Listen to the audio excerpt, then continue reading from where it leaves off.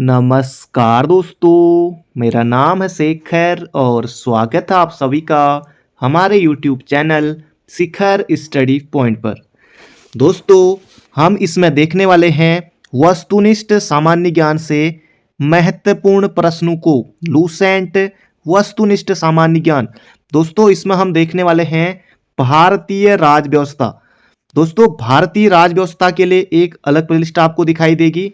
उसी में दोस्तों इसके जो अगले वाले भाग हैं वो सभी इसमें अपलोड होंगे। बाकी अंत में दोस्तों इसकी एक मैराथन भी रहेगी। इसी तरह दोस्तों इतिहास के लिए भी अलग प्लेलिस्ट बनाने वाला हूँ। इतिहास भी दोस्तों सब कुछ आपको मिलेगा उसमें, और भूगोल भी दोस्तों, विश्व भूगोल, भारत का भूगोल, इसके अलावा इकोनॉमिक्स, बाकी दोस्तों सभी टॉपिक दोस्तों पूरी लूसेंट किताब में यहाँ पर इस तरह से अब आपके सामने लेकर आने वाला हूँ। तो आज दोस्तों हम देखेंगे इसमें भारत का संवैधानिक इतिहास और संविधान सभा से संबंधित जितने भी महत्वपूर्ण प्रश्न दिए गए हैं, 104 महत्वपूर्ण प्रश्न हैं, ये दोस्तों हम यहाँ पर देखने वाले हैं। सभी परीक्षाओं के लिए दोस्तों महत्वपूर्ण है, जिसमें जीके जीएस पूछी जाती है। आप किसी से भी पूछ लीजिए, आपको चाहे किसी भी एग्जाम की तैयारी करनी हो, एसएससी की कर रहे हैं, रेलवे की कर रहे हैं, बैंकिंग की कर रहे हैं, यूके यूके पीएससी, या फिर आप बीएड एग्जाम, डीएलएड एग्जाम, अन्य एग्जाम, तो किसी से भी पूछेंगे आपकी क्या पढ़ना चाहिए जीके के लिए, तो लूसेंट हर किसी के जुबान पे रहता है। तो हम दोस्तों लूसेंट बिल्कुल अच्छे से पढ़ेंगे, आप कभी भी वीडियो को देख सकते हैं। तो चलिए दोस्तों वीडियो की शुरुआत करते हैं। पहला प्रश्न है दोस्तों यहाँ पर हमारा। दोस्तों, आपको बिल्कुल ऐसा महसूस होगा कि जैसे आप बुक से ही पढ़ रहे हों। तो पहला प्रश्न देखिए, वी आर अंबेडकर और महात्मा गांधी के मध्य सन 1932 में हस्ताक्षरित पूना समझौता में प्रावधान था। दोस्तों, इसका सही उत्तर हो जाएगा हरिजनों के लिए आरक्षण सहित संयुक्त निर्वाचन क्षेत्र का। अगला दोस्तों प्रश्न है, वह कौन सा अधिनियम था जिसने भारत में सत्ता ब्रिटिश ईस्ट इंडिया कंपनी से ब्रिटिश क्राउन में स्थानांतरित की। दोस्तों, यह हो जाएगा भारत सरकार अधिनियम 1858 का। अगला प्रश्न है, निम्नलिखित में से किस अधिनियम द्वारा भारत के गवर्नर जनरल को अध्यादेश जारी करने की शक्ति प्रदान की गई। जबरदस्त प्रश्न है, छपने वाला प्रश्न है दोस्तों। इसका सही उत्तर हो जाएगा भारत परिषद अधिनियम 1861, याद रखिएगा। अगला प्रश्न है, यह सिद्धांत कि स्वतंत्र भारत के लिए नए संविधान को तैयार करना मुख्यतः यद्यपि अकेले नहीं खुद स्वयं भारतीयों की जिम्मेवारी होनी चाहिए, पहली बार निम्नलिखित में से किस एक में स्वीकार किया गया था।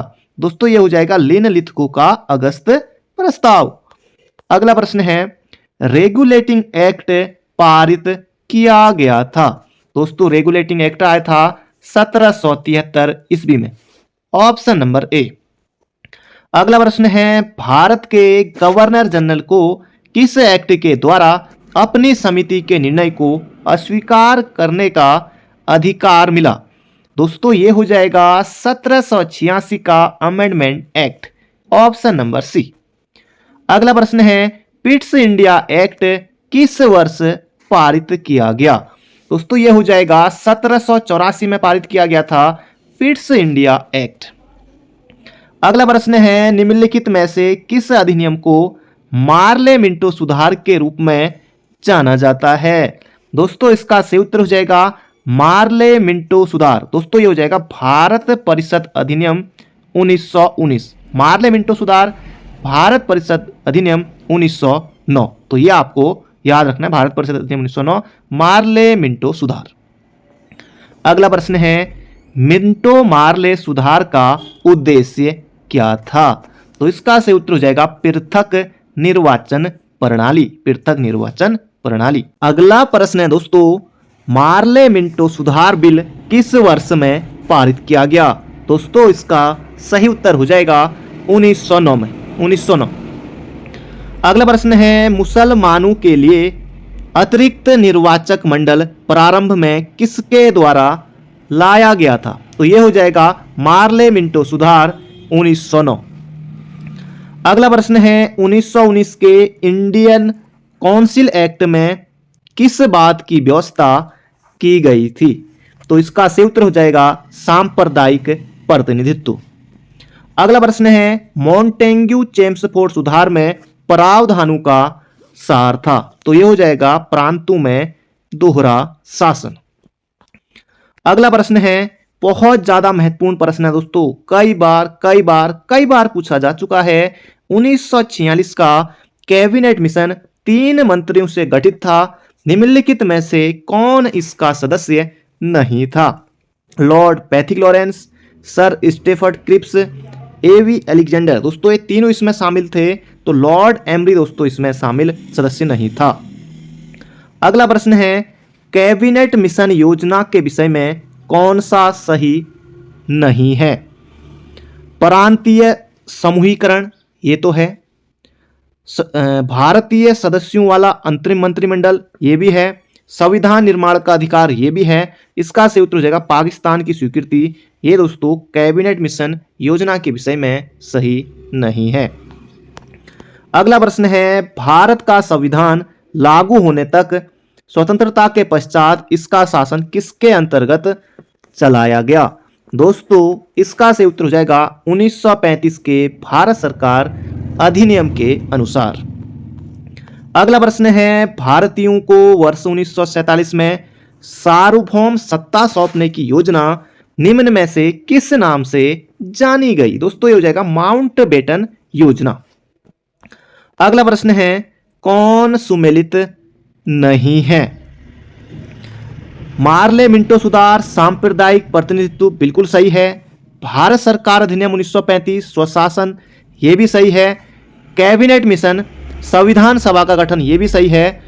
साइमन कमीशन दोस्तों ये 1927 में दोस्तों इसका गठन हुआ था और 3 फरवरी दोस्तों 1928 को ये मुंबई पहुंचा था। तो ये दोस्तों भारत विभाजन इसका उद्देश्य नहीं था, तो ये हो जाएगा ऑप्शन नंबर डी। अगला प्रश्न है भारत सरकार अधिनियम 1919 के अंतर्गत विधायिका का अंतिम निर्वाचन किस वर्ष में किया गया था? तो दोस्तों ये हो जाएगा यहां पर हमारा 1945 में। तो ये आपको बिल्कुल मोह जवानी याद रखना है। अगला प्रश्न है अखिल भारतीय महासंघ स्थापित करने का प्रावधान शामिल किया गया था? तो ये हो जाएगा भारत सरकार अधिनियम 1935 में।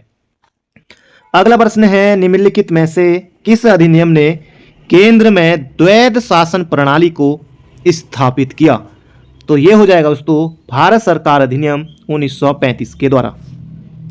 अगला प्रश्न है संघीय प्रणाली का पहला प्रयास भारत सरकार अधिनियम 1935 द्वारा किया गया था। अगला प्रश्न है प्रांतीय स्वायत्तता शुरू करने के लिए भारत की ब्रिटिश सरकार द्वारा कौन सा अधिनियम पारित किया गया? दोस्तों यह हो जाएगा 1935 का भारत सरकार अधिनियम। अगला प्रश्न है भारत में सचिव का पद किसके द्वारा निर्मित किया गया था?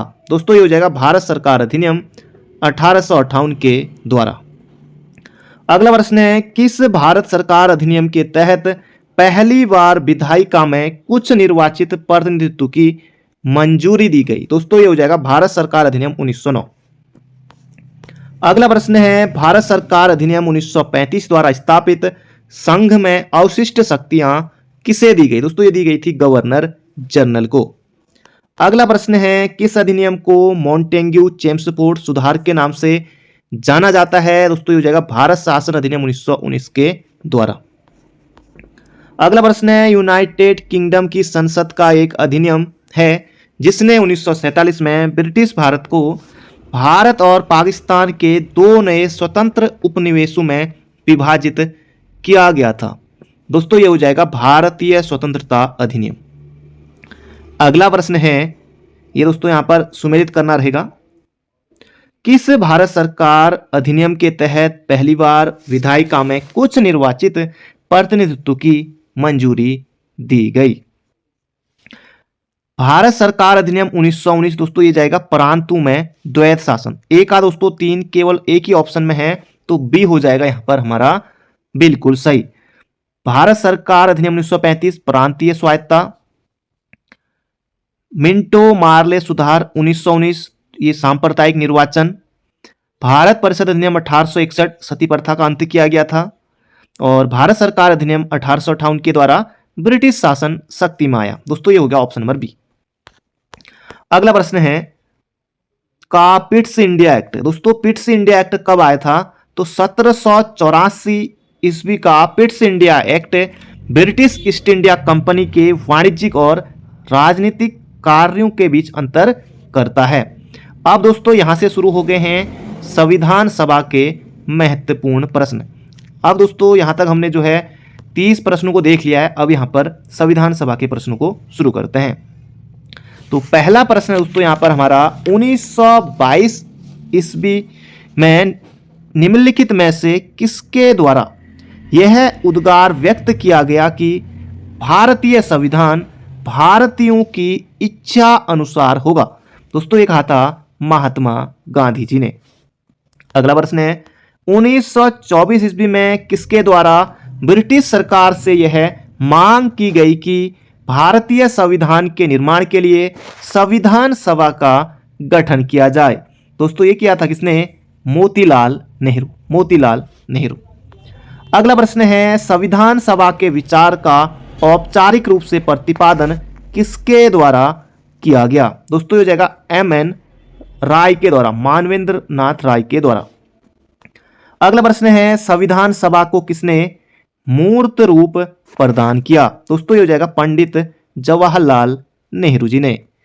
अगला प्रश्न है कांग्रेस ने किस वर्ष किसी प्रकार के बाह्य हस्तक्षेप के बिना भारतीय जनता द्वारा संविधान के निर्माण की मांग को लेकर प्रस्ताव पारित किया था? तो यह हो जाएगा 1936 ईस्वी में। अगला प्रश्न है 1938 में किस व्यक्ति ने वयस्क मताधिकार के आधार पर संविधान सभा के गठन की मांग की?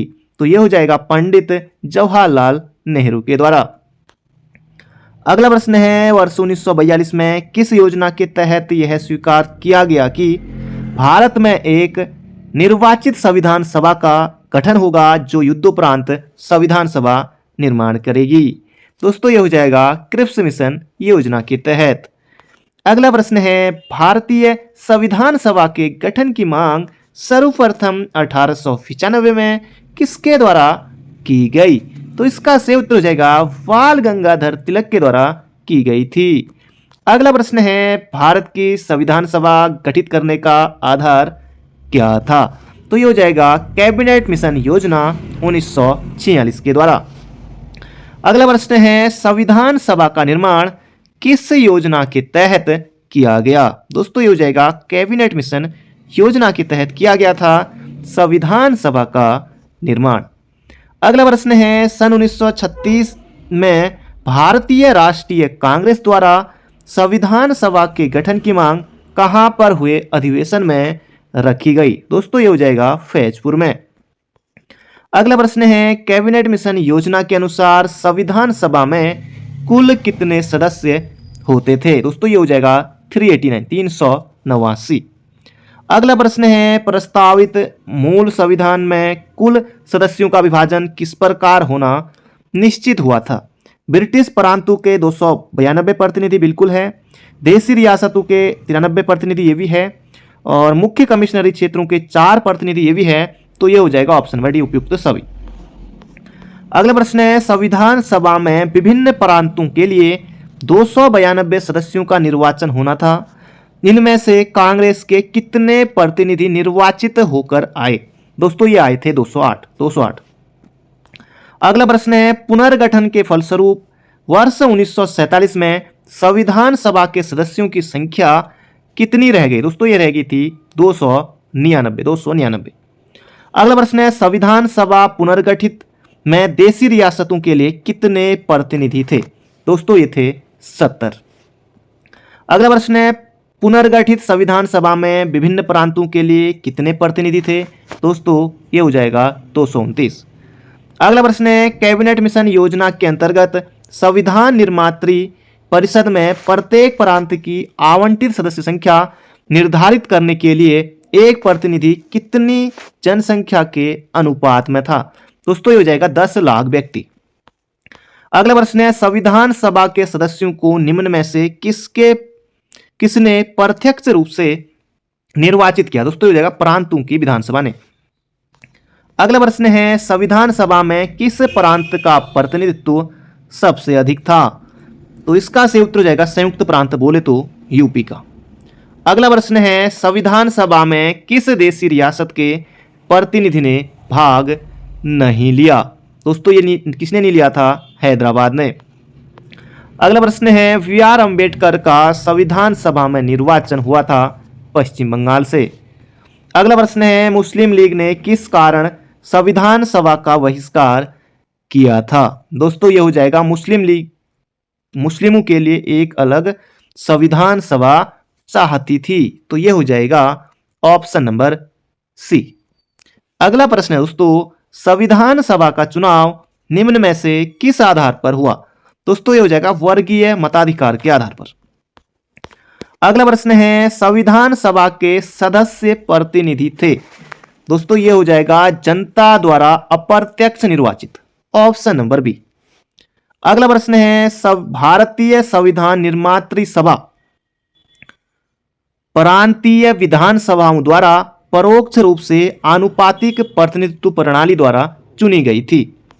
अगला प्रश्न है भारतीय संविधान को किसने बनाया? दोस्तों ये हो जाएगा संविधान सभा ने बनाया था संविधान सभा को। अगला प्रश्न है संविधान सभा के लिए चुनाव कब संपन्न हुए? दोस्तों ये हुए थे 1946 में। अगला प्रश्न है भारतीय संविधान सभा की स्थापना कब हुई? दोस्तों ये हुई थी 9 दिसंबर 1946 को। 9 दिसंबर 1946 को। अगला प्रश्न है संविधान सभा का प्रथम अधिवेशन कहाँ हुआ था? दोस्तों ये हुआ था दिल्ली में।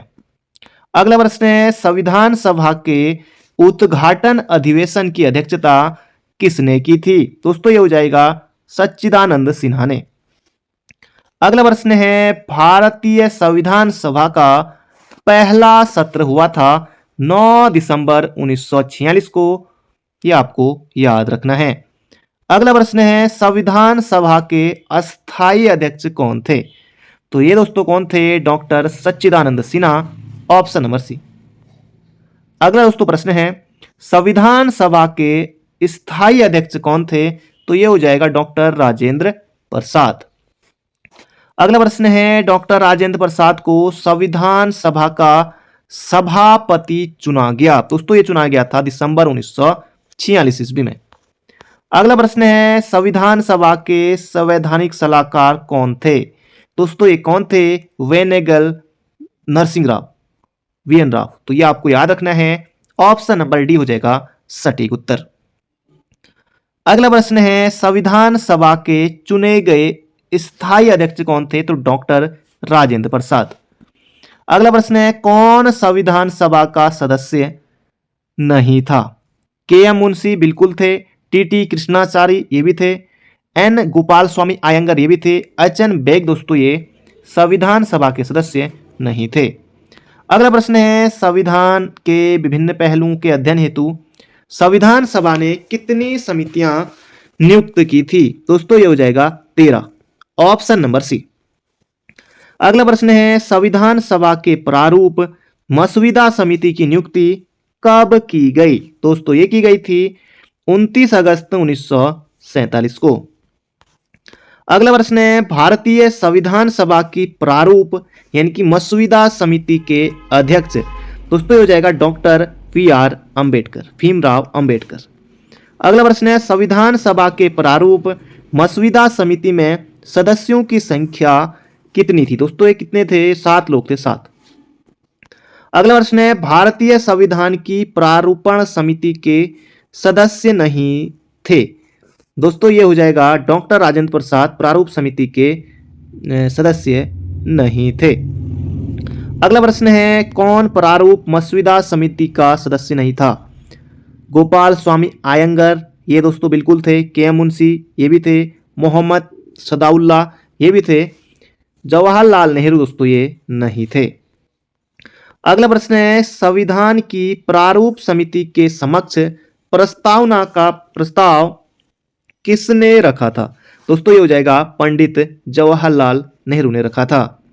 अगला प्रश्न है संविधान सभा में सभी निर्णय किस आधार पर लिए गए। दोस्तों ये हो जाएगा सहमति और समायोजना के आधार पर।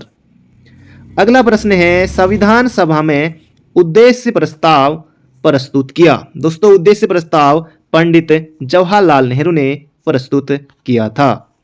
अगला प्रश्न है भारतीय संविधान सभा की संघीय शक्ति समिति का अध्यक्ष कौन था। दोस्तों ये हो जाएगा पंडित जवाहरलाल नेहरू। अगला प्रश्न है भारतीय संविधान को अपनाया गया। दोस्तों ये अपनाया गया था संविधान सभा के द्वारा। अगला प्रश्न है भारत को एक संविधान देने का प्रस्ताव संविधान सभा द्वारा पारित किया गया था। दोस्तों ये किया गया था 22 जनवरी 1947 को। अगला प्रश्न है संविधान निर्मात्री सभा में राष्ट्र ध्वज संबंधी तदर्थ समिति के अध्यक्ष। दोस्तों इसका सही उत्तर हो जाएगा डॉक्टर राजेंद्र प्रसाद।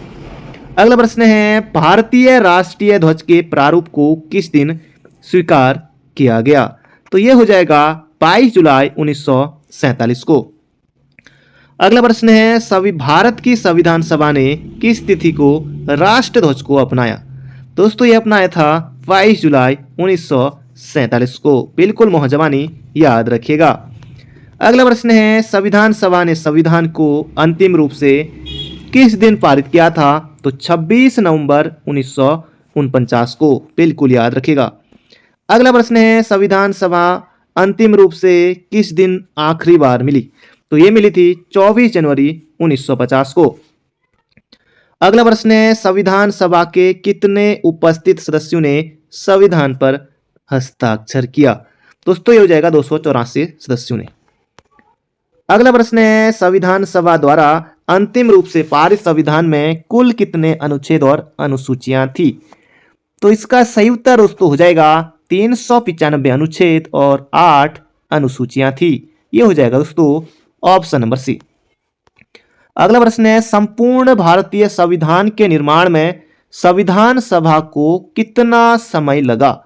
दोस्तों कितना समय लगा था। 2 वर्ष 11 माह 18 दिन।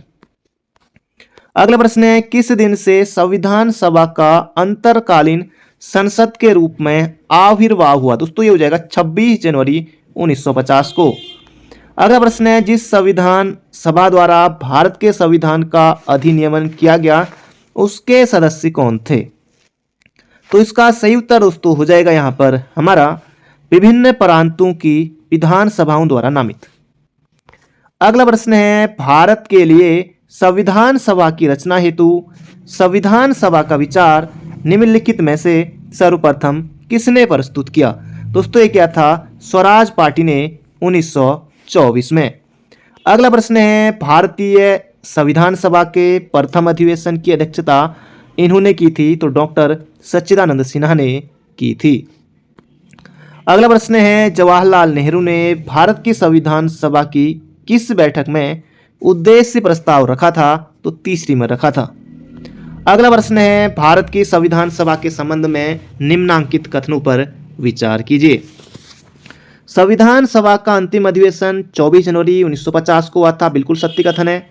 इस अंतिम अधिवेशन में डॉक्टर राजेंद्र प्रसाद के राष्ट्रपति पद पर विधिवत निर्वाचित घोषित किए गए। दोस्तों यहाँ पर दोनों कथन हमारे बिल्कुल सही हैं। अगला प्रश्न है भारत के संविधान का निर्माता किसे माना जाता है। तो संविधान का दोस्तों निर्माता भीमराव अंबेडकर जी को माना जाता है। अगला प्रश्न है संविधान पांडुलेखन समिति का निम्नलिखित में से कौन सदस्य नहीं था। के मुंशी थे, अल्लादी कृष्णा स्वामी आयंगर ये भी थे, मोहम्मद सादुल्लाह दोस्तों ये भी थे, पंडित जवाहरलाल नेहरू नहीं थे। अगला प्रश्न है भारत का संविधान लागू हुआ था। दोस्तों ये हो जाएगा 26 जनवरी 1950 को। अगला प्रश्न है संविधान को 26 जनवरी के दिन लागू करने का निर्णय इसलिए लिया गया क्योंकि कांग्रेस ने इस तिथि को 1930 में स्वतंत्रता दिवस के रूप में मनाया था। अगला प्रश्न है भारतीय संविधान सभा में महिला सदस्यों की संख्या कितनी थी। दोस्तों कितनी थी। तो महिला सदस्यों की संख्या दोस्तों 15 थी। 15। अगला प्रश्न है इनमें से किसने संविधान सभा में यह कहा था कि 26 जनवरी 1950 को भारत अंतः विरोधाभास के जीवन काल में प्रविष्ट हो रहा है? दोस्तों ये कहा था डॉक्टर भीमराव अंबेडकर ने। अगला प्रश्न है, भारत के राष्ट्रीय चिन्ह को किस दिन अपनाया गया? दोस्तों ये अपनाया गया था 26 जनवरी 1950 को। अगला प्रश्न है दोस्तों यहाँ पर हमारा, संविधान सभा के संदर्भ में कौन सा कथन सही है? जनवरी 1950 में संविधान सभा ने राष्ट्रगान को अंगीकार किया। दोस्तों यही कथन यहाँ पर ऑप्शन नंबर ए सही है। अगला प्रश्न है, निम्नलिखित में से कौन 1946 में मद्रास निर्वाचन क्षेत्र से संविधान सभा के सदस्य बने? दोस्तों ये हो जाएगा अम्मू स्वामीनाथन। ऑप्शन नंबर सी हो जाएगा इसका बिल्कुल सटीक उत्तर। अगला दोस्तों प्रश्न है, जीवी मावलंकर यानी कि गणेश वासुदेव मावलंकर भारत की संविधान सभा के अध्यक्ष थे। तो किस किस के थे यहां पर आपको बताना। दोस्तों ये हो जाएगा प्रकार्य समिति। जीवी मावलंकर भारत की संविधान सभा के प्रकार्य समिति के अध्यक्ष थे। तो दोस्तों आज हमने संविधान सभा और भारत का संवैधानिक इतिहास के महत्वपूर्ण प्रश्नों को देख लिया है। अगले में देखेंगे संविधान की प्रस्तावना से संबंधित और संविधान की विशेषताएं से संबंधित महत्वपूर्ण प्रश्नों को। तो मिलते हैं दोस्तों बहुत जल्दी एक नई वीडियो में। Thank you friend, thank you so much.